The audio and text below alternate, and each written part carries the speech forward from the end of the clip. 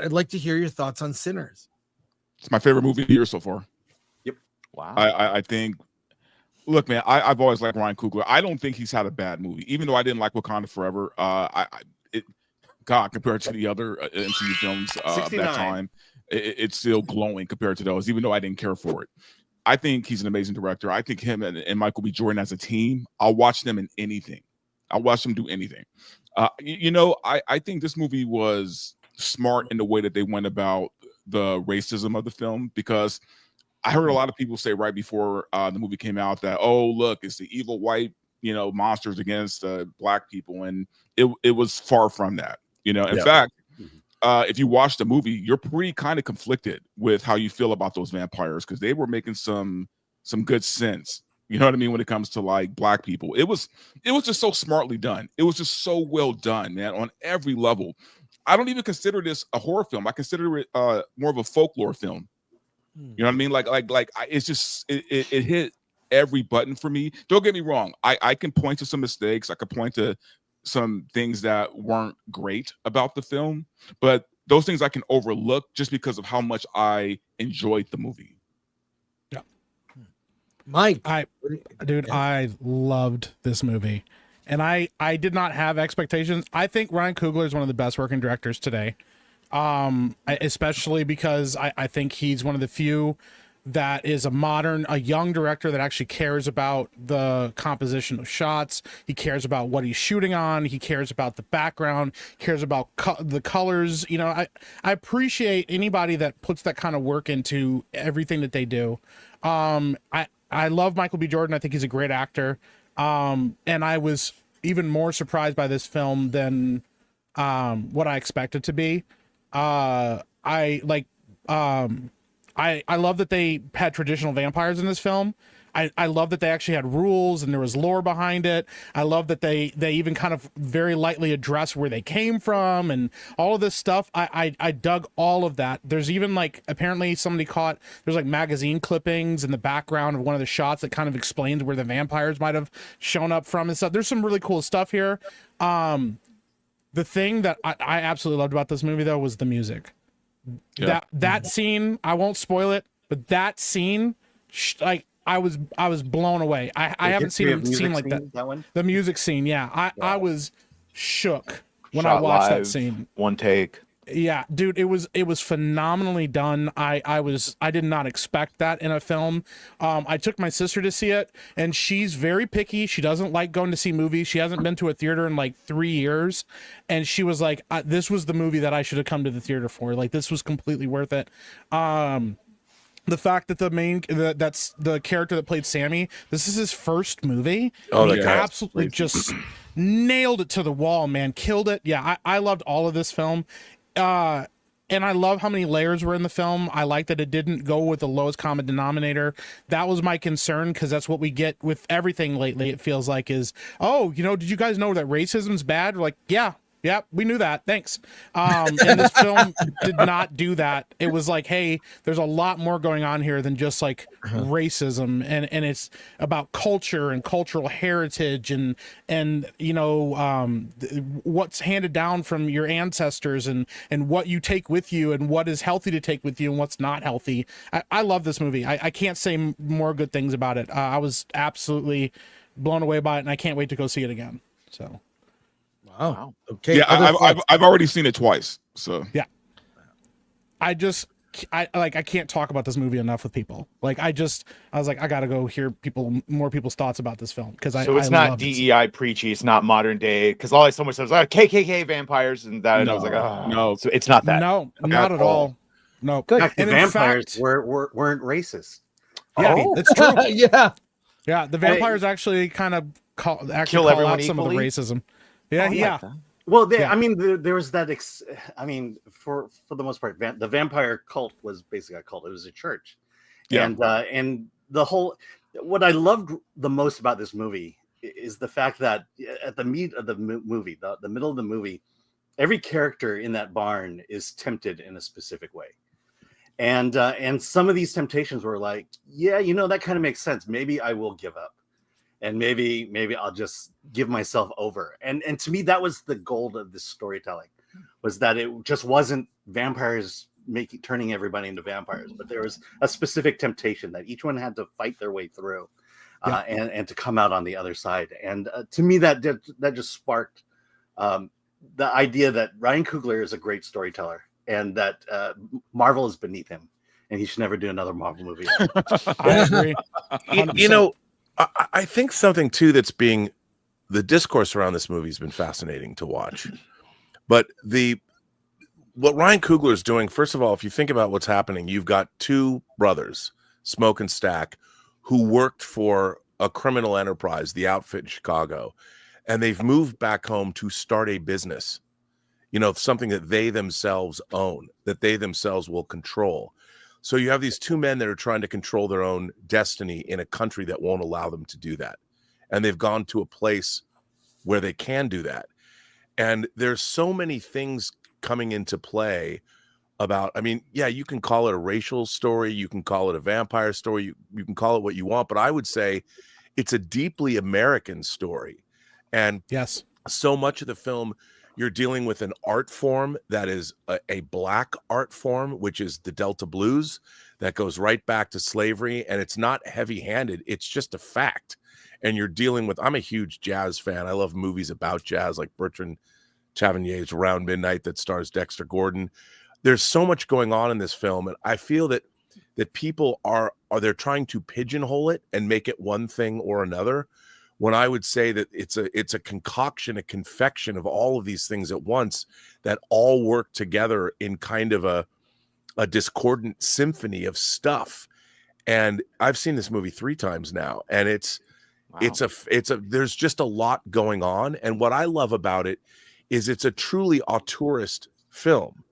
And the way people tend to judge movies now, they want to pigeonhole things in sort of like, I feel like our media literacy is sort of collapsing around us, and no one's allowing this movie to be what it is. They want it to be, well, it's not as good a vampire movie as this. I'm like, it's not really a vampire movie. The vampires are there.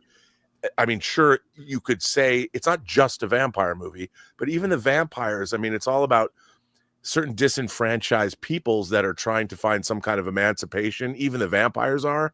And so it's a fascinating film. You could look at it as a movie about, you could look at it as a horror movie.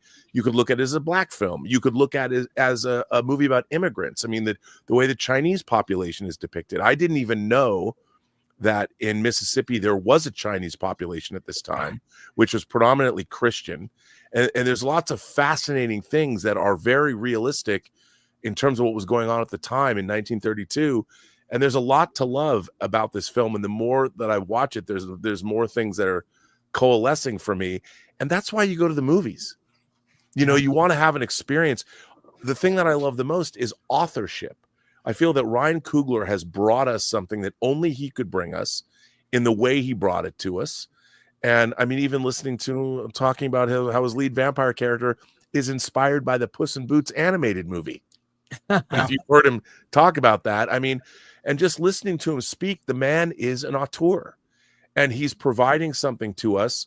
And if you look at what he did with Creed, you know, Ruth Carter, the costume designer, the Academy Award-winning costume designer, I did an interview with her that you can see. It's up online now. She told me a story about when Ryan Coogler was first working on Creed. It was because he and his father, when his mother was ill, were watching Rocky films together to make themselves feel better.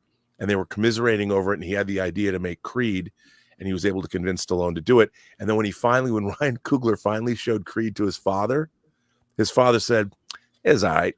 That was his, and I thought that was such a great story. Ruth told me that story, and I'm like, oh man, really?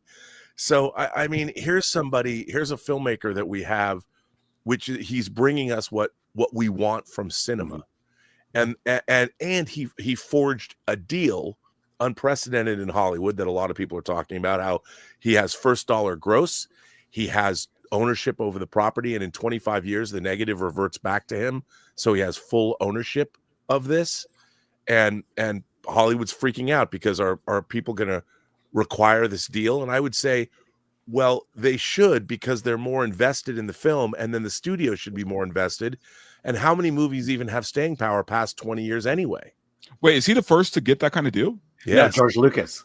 well, yeah. I mean, but he in the modern age, and he asked for it and he got it. And this was a bidding war, and he made this movie relatively for a price, a lot less than Wakanda Forever and Black Panther cost. And a lot of people are afraid that he's setting a precedent, but he has it's in his best interests to make the best movie he can for a price, on time, on budget, and be in a partnership with the studio. So what he's doing is very, very smart here, and he delivered the goods. Yeah, he nailed it. I I'll 100% agree. Go ahead. I'll just say, as someone who's in the camp of the movie has flaws. I think it has flaws. Sure. I think part of the problem for me is there are so many good ideas and they don't seem to coalesce. And I think, do you recommend it? I do recommend it. We reviewed it. Alan loved it. I was like, flaws, recommend. But here's what I say. It's one of the very, very few on a short list of movies I would say should have been longer. I think it would have been a better movie at 3 hours, because that 3 endings felt tacked on and rushed. Whereas like it's, especially the final part, was so important to the theme of the film. It felt rushed. And I mean, I don't know. I don't get up when the credits roll, but a lot of people do. And even AMC theaters, they do this. I hate they do this. The lights come on when the credits are on. I do not like that. I hate that. I hate that. But this movie would have benefited from being 3 hours instead of what it was. And I felt like the ending seemed tacked on. And I'm going to go a weird route and come back. And maybe you'll agree. Maybe you'll debate me. But the movie Black Klansman did not win the Oscar. And the movie that won the year that Spike Lee lost for Black Klansman, which I thought was the better film, was A Green Book. That's another debate. Put that aside. But the problem I have with Black Klansman, the same thing. What a great film. Also a funny film based on a true story. But Spike Lee, I don't know how much you remember the movie. The movie ends and there's this long lecture thing saying, in case you didn't get the theme of the movie, let me explain it and hit you over the head, which I think hurt the film, though, in my opinion, much better movie. And I feel the same way about Sinners.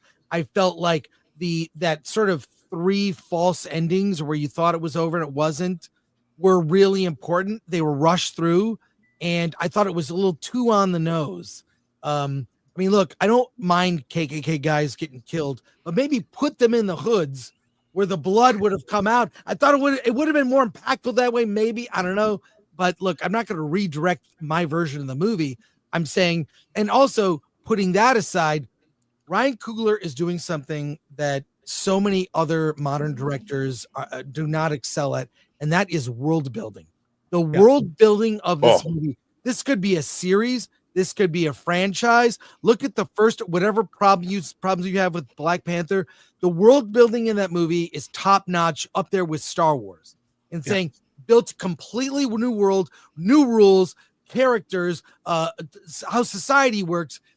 It's so good. And I would dismiss the people are saying From Dusk Till Dawn. That's a shirt From Dusk Till Dawn or Night of the Living Dead or Assault on Precinct 13. It's kind of a very loose thing, and anyone can borrow that structure. Which really goes back to things like Rio Bravo and the Alamo. Yes. A lot of movies like that. So I don't care about that. Forget that. It's so original in its world building. And the 2 more things I want to praise is the music. Unbelievable. I mean, unbelievable. Oh my gosh. And the cinematography. People, I will say, you need to get, if most of your cast is black, you have better have a cinematographer that can photograph. It is the most beautiful looking movie. It is so gorgeous. And I know, Rob, you've interviewed, I think it was a hairstylist that specifically talked about black hairstyles. Yeah, thanks for bringing that up. I did that a couple of years ago. Yeah. How there is a lack of hair and makeup artists that can work on black hair and black skin, because that can be very difficult to light. And there just aren't that many people in Hollywood that are well versed in that. It was really interesting. I did that story because I was covering from a producerial standpoint. Like you have to be very aware sometimes that you might have to get, depending on your cast, especially with the world cinema atmosphere the way it is, we're dealing with you're hiring people from all over the world now, and that becomes par for the course. And you have to make sure that your hair and makeup people can service your entire cast. And for this, it's a predominantly black cast. Other than your lead vampire character and some other people, it's the Asians and the Chinese, and the Chinese, which is, by the way, I thought that was a great choice because I've been sort of doing a deep dive into that, but that's something else. And Coogler's only ever worked with female cinematographers, and this is his same cinematographer who shot Wakanda Forever. And there's a great piece with the two of them together talking about shooting this film. And of course, the Kodak piece, I think we've all seen it with Coogler taking you through the different formats that they shot this in, going back to Ultra Panavision 70 or whatever. I mean, the aspect ratio they use for Ben-Hur, it's unbelievable what they did with this movie. Yeah. Also, I think the thing that we have to address too, and I think now has to be a conversation, is we got to start giving Michael B. Jordan his credit, man. That dude's probably one of the best actors in Hollywood for me right now. Like I just think, oh my God. We got to start saying it. I mean, it's like, I know like people are like, I've heard people say he's one note, that he can only play one role. I'm like, no, we got to start addressing the fact that dude is probably one of the best right now. Yeah, all the way back to The Wire and Friday Night Lights. Yeah. Dude's always been a great actor, and he's doing a great job. And I said it on Twitter. I think if him and Coogler keep working together like this, they will be up there with some of the best duos of all time. Oh, it'll be Scorsese and DiCaprio easily. Yeah, or De Niro. Yeah. Also, he's got a company. Ryan Coogler has a company called Proximity Films. Ludwig Göransson is a partner in it, who did the music for Black Panther, Wakanda Forever, and now this. And they also produced a movie called Judah and the Black Messiah as a production company.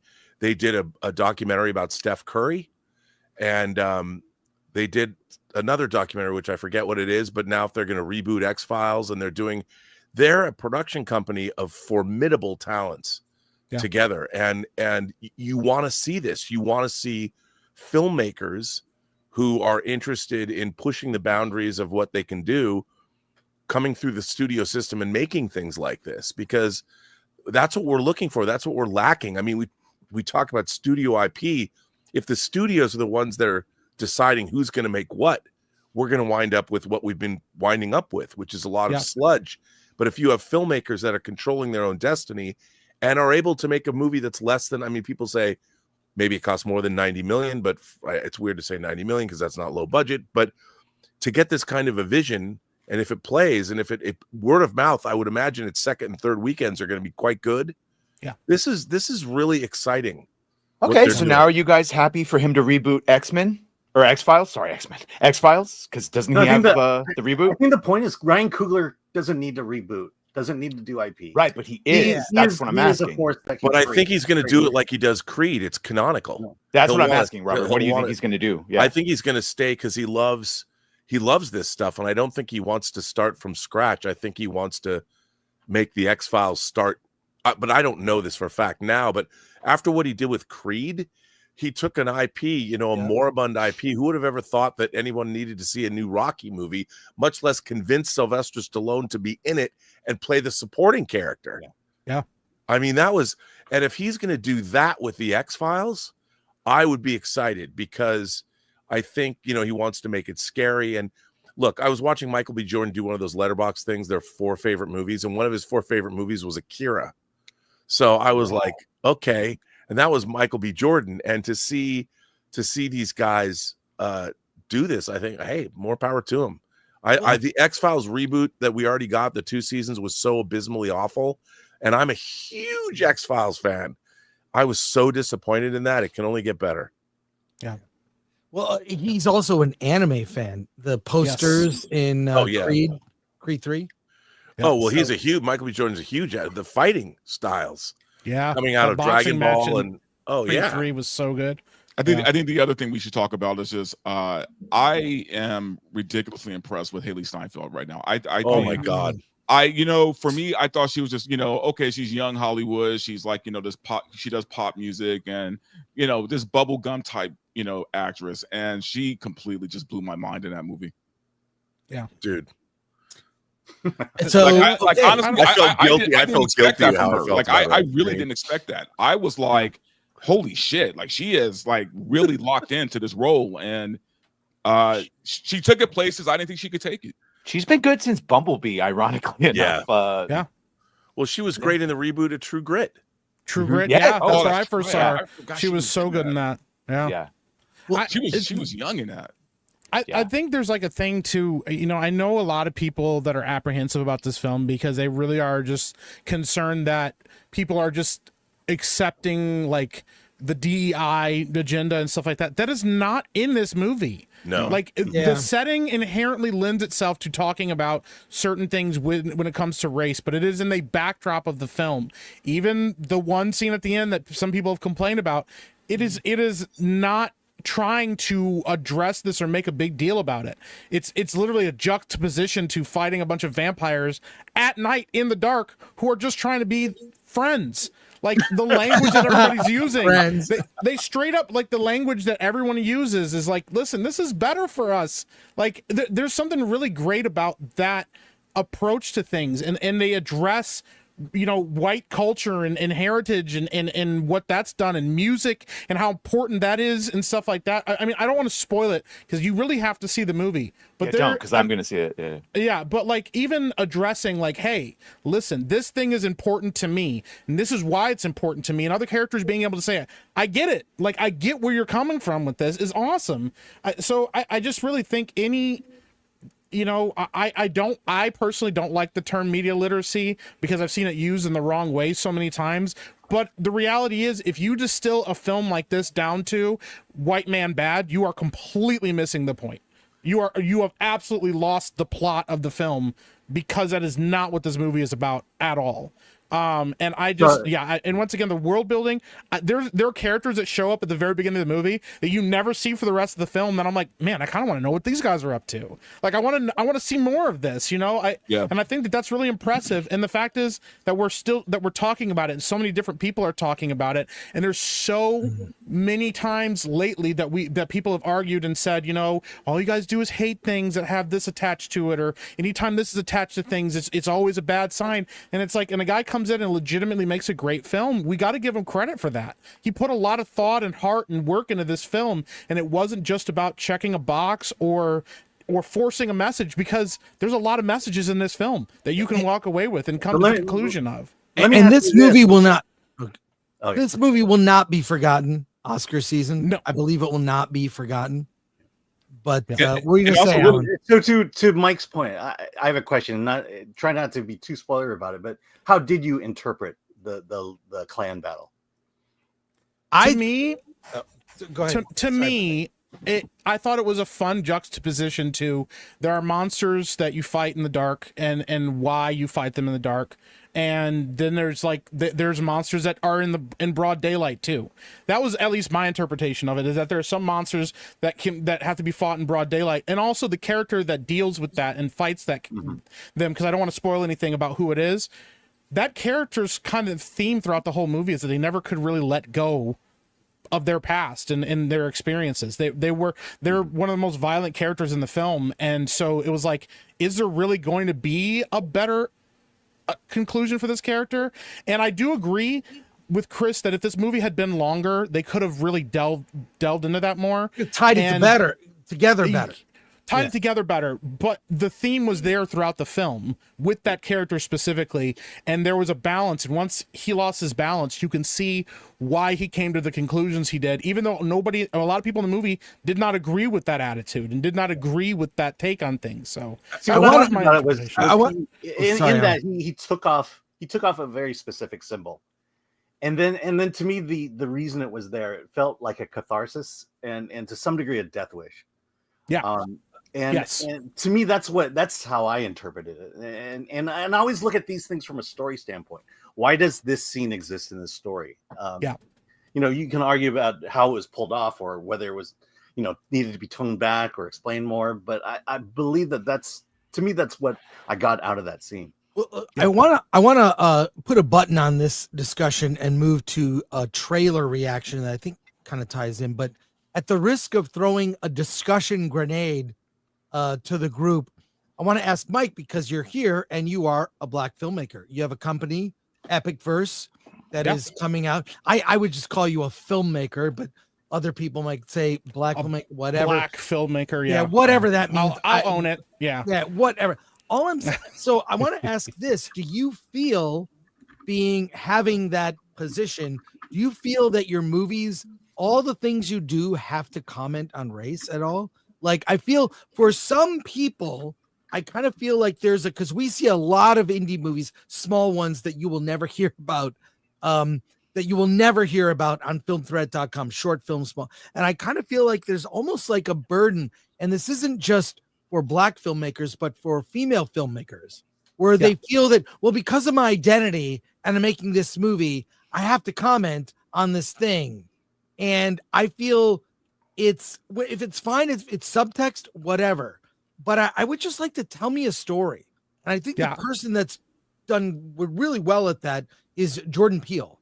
And I want us to watch the trailer for him and react to it. But how do you feel about that? I feel that with the young filmmakers we get, it's almost like they feel I'm going to comment on this thing because I am part of that. And so I have to assert what my position is on this issue because I'm this a woman or a Black filmmaker or a gay filmmaker or whatever. And I kind of feel like, wouldn't it be great to be unburdened by who you are? What has been?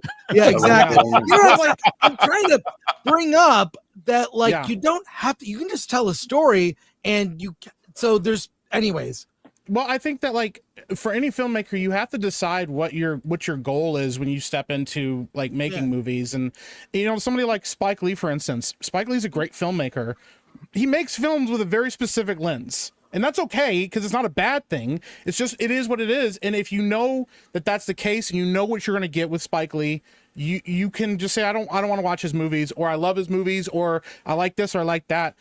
Me personally, like, I mean, I've lived in a lot of different places. I've experienced, like, actual racism with people, like, being in schools where I was the only Black person in the entire school, and how that people reacted to that.